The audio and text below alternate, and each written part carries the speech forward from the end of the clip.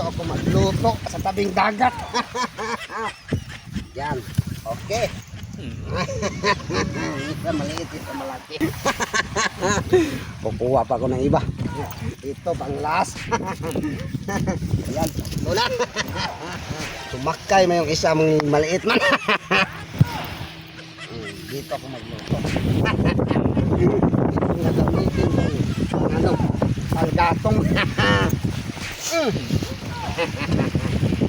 Dito ko yan ilagay, ayan.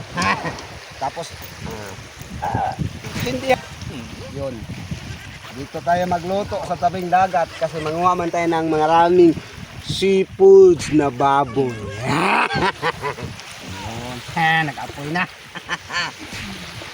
Konti na lang maluto na tong aking pagkain. Nagsaing ako ng kanin para sa mga seafoods na baboy. Yan.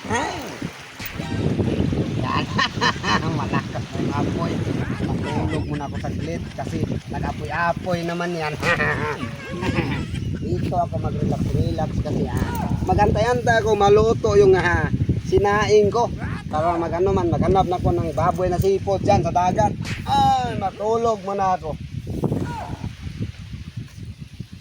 Nasaan kaya si Brady ngayon? Magpuntahan nga. Brad!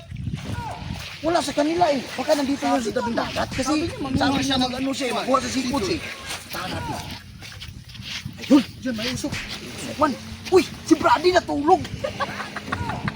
Nagkakuha na siguro kayo magluto man. Oh. May gagawin akong kalukuhan. Nagluluto man niya, iniwan, natulog man. Ilipat natin, di ba lagay natin sa tubig? Ilipat natin sa dagat? Oo, para sabihin niya mamaya, uy, lumaki man yung dagat. Inabot siguro yung niloto. Kuli natin. Bilisan mo.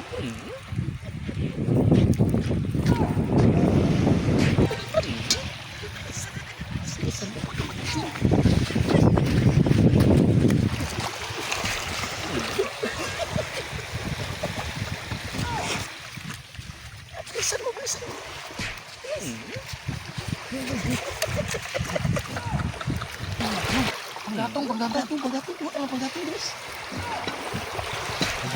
Ayan. Tingnan natin. Ayan, malapit na maluto pala ito.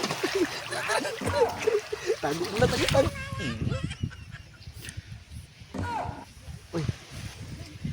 Uy, yung niluto ko. Bakit wala? Nasa naman? Uy, andun. Bakit nandito na? Umabot na sa dagat at tumaas siguro ng tubig kaya dito doon ako nagluto kanina. Ba't nandito? Tingnan natin. Uy, naluto man. Lutong-luto na ang init pa naman. Ano ginagawa ko dyan? Oh, Brad! Ano naman yan? oh, nandito na naman kayo. Oh! Maghingi lang ha? Ano maghingi? Hindi Ba't dito ka sa tubig na Hindi ko hindi maghingi kasi dito ako magluto, magsaing sa sa tabing dagat kaya marami mang seafood. Kaya nga mahingi kami ng kanin. Ano maghingi? Hindi pwede maghingi. Ayaw mo magbigay?